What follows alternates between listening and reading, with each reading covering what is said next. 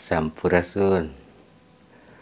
Semoga kita semua dalam keadaan sehat, selamat, dan berbahagia.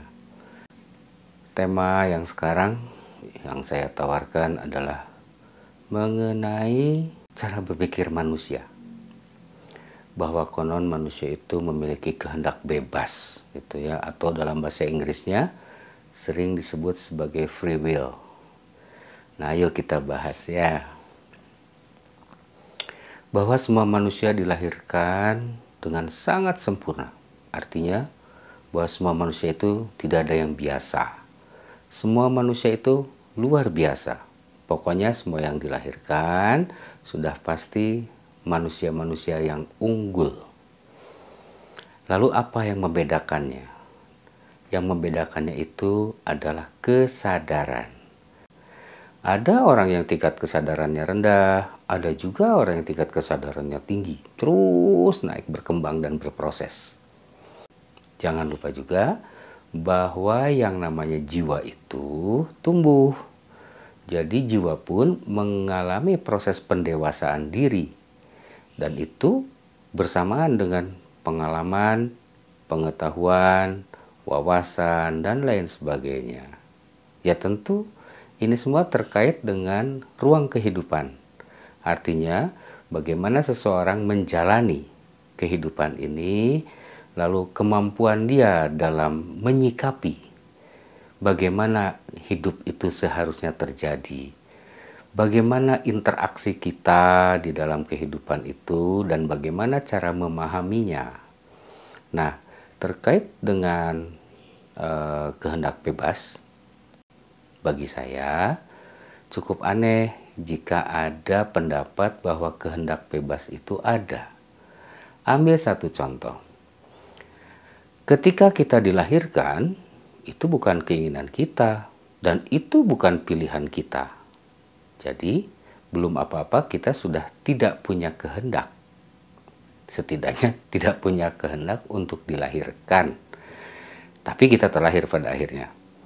Nah, lalu jika benar bahwa ada entitas tertentu yang memilih, atau jika benar bahwa sebelumnya kita punya kemampuan memilih secara bebas, tentu tidak akan ada orang yang ingin dilahirkan dalam keadaan miskin, atau maaf ya, dalam keadaan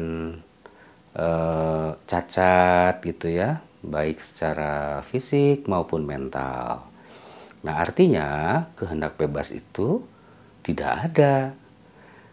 Lalu di dalam kehidupan sekarang, coba kita lihat lagi. Jika benar kehendak bebas itu ada, bisakah seseorang menahan ketika dia ingin buang air kecil misalnya? Coba gunakan kehendak bebasnya bahwa saya tidak akan buang air kecil. Ayo tahan. Bisa? Tentu tidak bisa. Atau gunakan kehendak bebas itu agar kita tidak mengalami kecelakaan. Atau gunakan kehendak bebas itu agar kita tidak merasakan kelaparan selama seminggu, misalnya begitu. Kalau ada kehendak bebas, tentu harusnya bisa. Tapi rupanya tidak begitu ya. Ternyata kehendak bebas itu, kalaupun ada, ternyata sangat relatif, bahkan sangat kecil porsinya. Saat seseorang merasa ngantuk, coba gunakan kehendak bebasnya agar dia tidak tertidur. Ya tidak bisa, ngantuk ya tidur, dipaksakan malah sakit tentunya. Berarti apa? Malah jadi masalah besar ya buat kita. Nah, kembali kepada persoalan kesadaran. Ketika seseorang mencapai kedewasaan ragawinya, itu belum tentu loh dia juga mengalami kedewasaan jiwaninya. Belum tentu. Sebaliknya, ada anak kecil, bukan anak kecil kali ya, ada mungkin di tingkatan remaja gitu, yang tingkat kedewasaannya sudah melampaui umurnya. Itu diakibatkan karena persoalan kesadaran. Jadi apabila kesadaran itu dijaga, maka seseorang akan mengalami proses pendewasaan jiwa. Apabila jiwa telah mengalami proses kedewasaan, maka dia tidak akan lagi mudah untuk dipengaruhi oleh hal-hal yang sekiranya tidak penting, apalagi berbuat kekacauan. Tidak. Kenapa? Karena jiwanya sudah dewasa. Dia tahu sekali apa yang harus dilakukan di dalam kehidupan ini. Bahkan boleh jadi seseorang akan memaklumi perilaku orang lain yang jiwanya belum dewasa. Artinya bahwa kedewasaan jiwa ini sangat mempengaruhi cara berpikir dan berperilaku. Nah, kita yang sehari-hari hidup di dalam ruang yang sangat kompleks ya. Atau begini,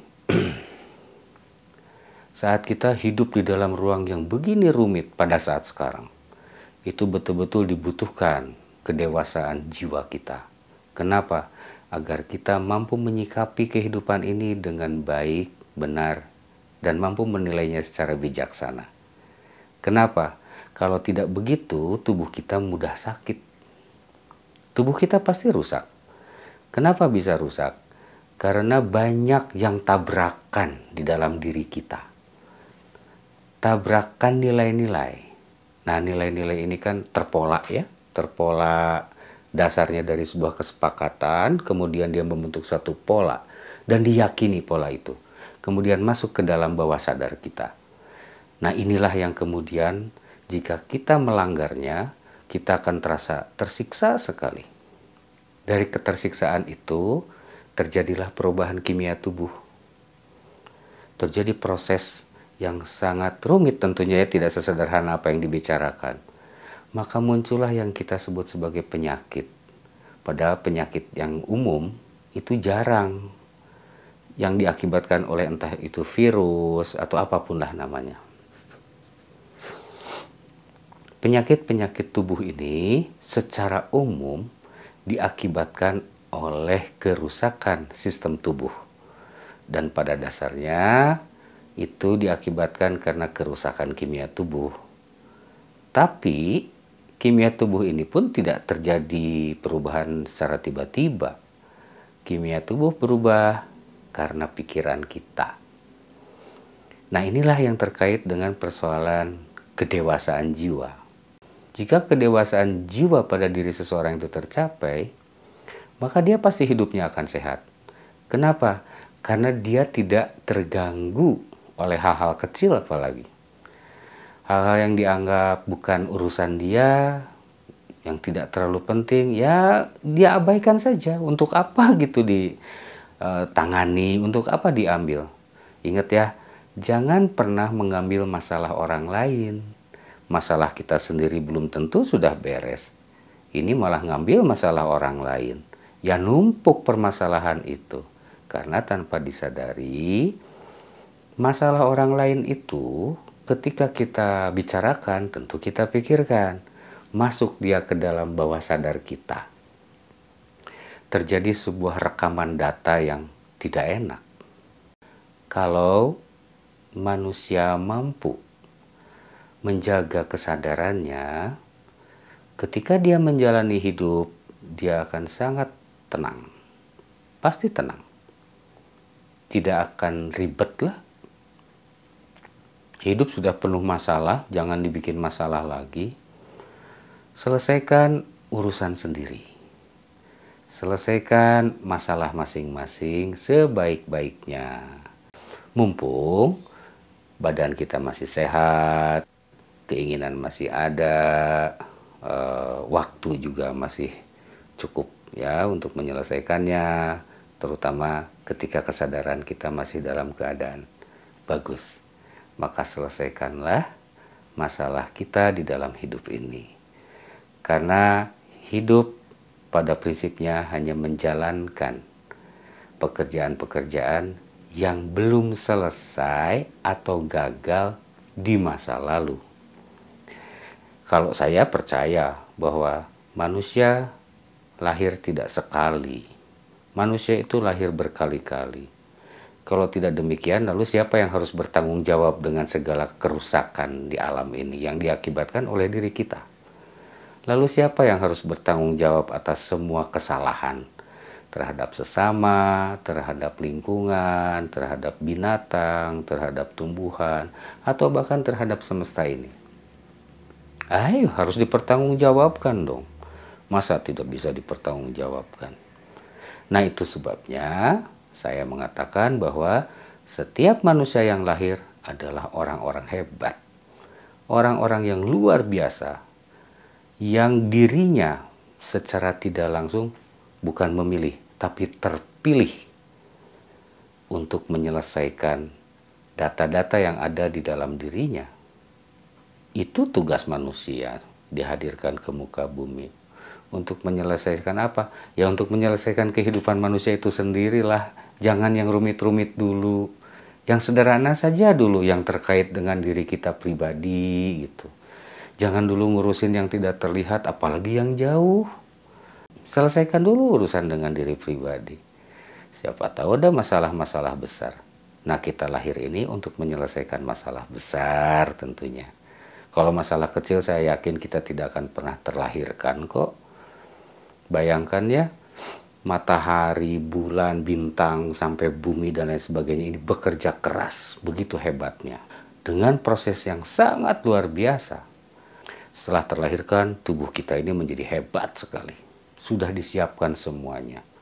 Dengan proses perjalanan kehadiran kita yang begitu rumit sekali dan melibatkan unsur kesemestaan, mungkinkah kita lahir hanya untuk menyelesaikan masalah kecil? Saya tidak percaya. Saya yakin kita dilahirkan untuk menyelesaikan masalah besar. Tetapi selesaikan dulu urusan pribadi, gitulah. Demikian yang saya sampaikan. Semoga berguna untuk memicu pemikiran kita semua agar kita lebih mengenali diri pribadi beserta ruang kebumian kita. Rahayu, rahayu, rahayu.